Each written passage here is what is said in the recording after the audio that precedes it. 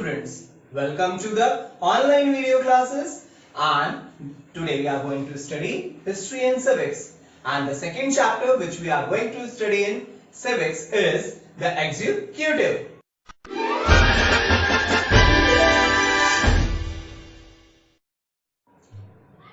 Today we will cover these topics in our video class: meaning of executive, formation of government, Prime Minister and his councils of ministers. In it, point A, appointment, point B, tenure, point C, collective responsibility. Then we will also study about the power of the Prime Minister. Let's start with the meaning of the executive. The executive is the branch of government exercising authority in and holding responsibility for the governance of a state. Another meaning of executive is like this: the executive executes and enforces law.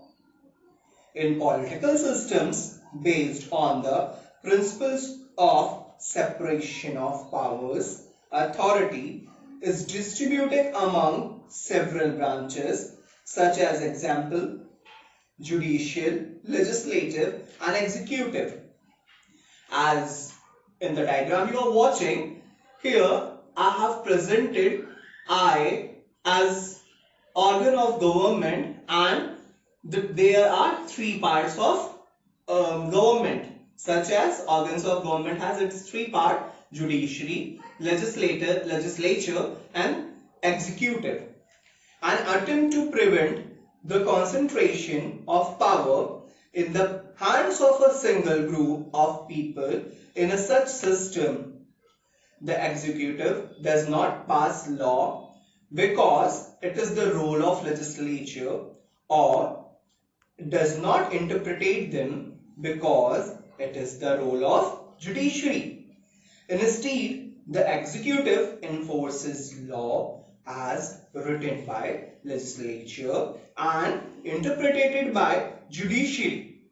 The executive can be the source of certain types of law, such as a decree or executive order.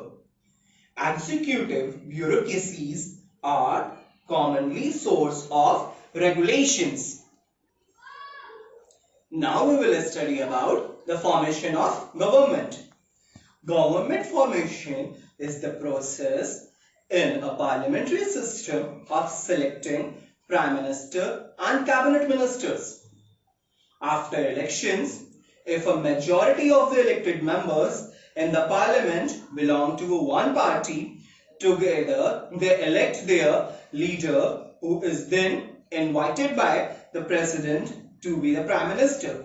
As you are watching in the diagram also, the members which are from black color, they are having their majority and they have elected their leader, and the leader is called as Prime Minister. Wherever the members which are in blue color, they are less in number, so they are opposition. If no party controls a majority seats, it can also involve deciding which parties will be part of a coalition government. It usually occurs after an election, but can also occur after a vote of no confidence in existing government. Now we will study about the Prime Minister and his council of ministers.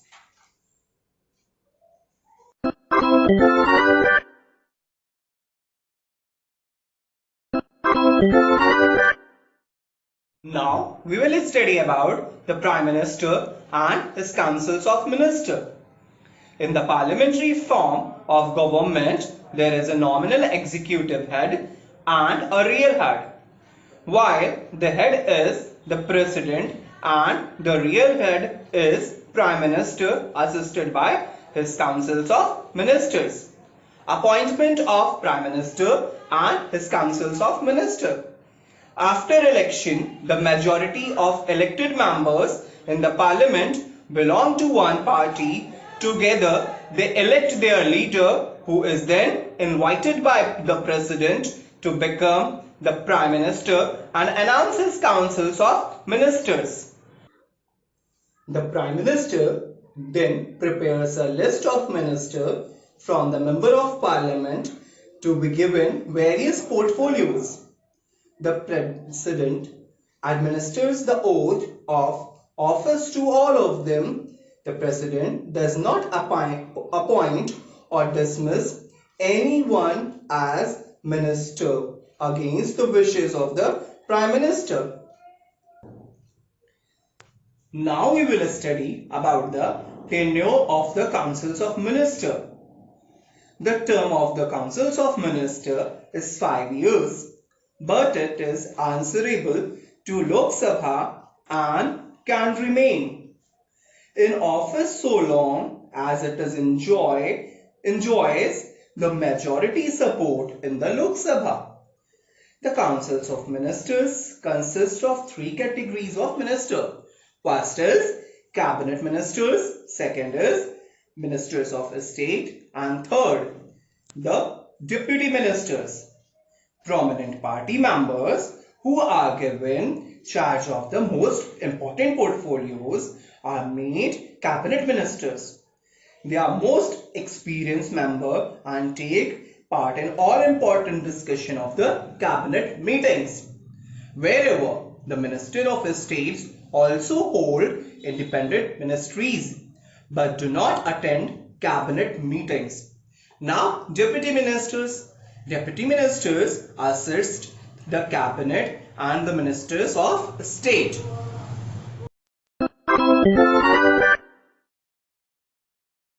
Now, we will study about collective responsibility. It means that the councils of ministers is collectively responsible to the parliament, with the prime minister heading them. The entire councils of ministers works as a team. Once a decision is taken in the cabinet, it becomes the responsibility of all ministers to defend it. If a minister is not willing to accept the decision taken by the cabinet, he must resign. If the policy of any department is criticized in parliament, and all the ministers must defend the department and refute the criticism. Any decision taken by a minister does not get support of majority, then it is called a motion of no confidence passed against a minister or the government as a whole. Now we will study about powers and functions of the prime minister. Since the prime minister is the head of the government, he enjoys wide-ranging powers, such as he chairs cabinet meeting and coordinates the work of different departments. His decisions are final in case disagreements arise between departments. Such as second point, he is the central figure in the formation and termination of the cabinet of ministers and councils of ministers. The prime minister distributes and redistributes work to the ministers. He is the link between the president and the councils of ministers and keeps the president informed about the decisions of the cabinet. He advises the president to summon and dissolve the Lok Sabha. He plays an important role in all decisions with regard to foreign affairs. He recommends the appointments of the Chief Justice and judges of the Supreme Court, governors of the state. With the support of the majority in the Lok Sabha, she becomes the rulers of the country.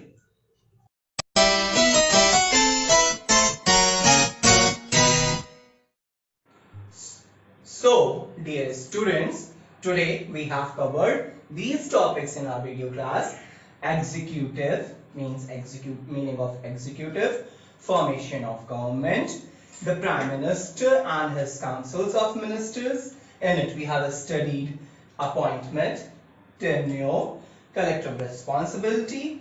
Then we have studied about power of the Prime Minister. Rest of the points we will cover in our next video class. Till then, have a nice day. Thank you.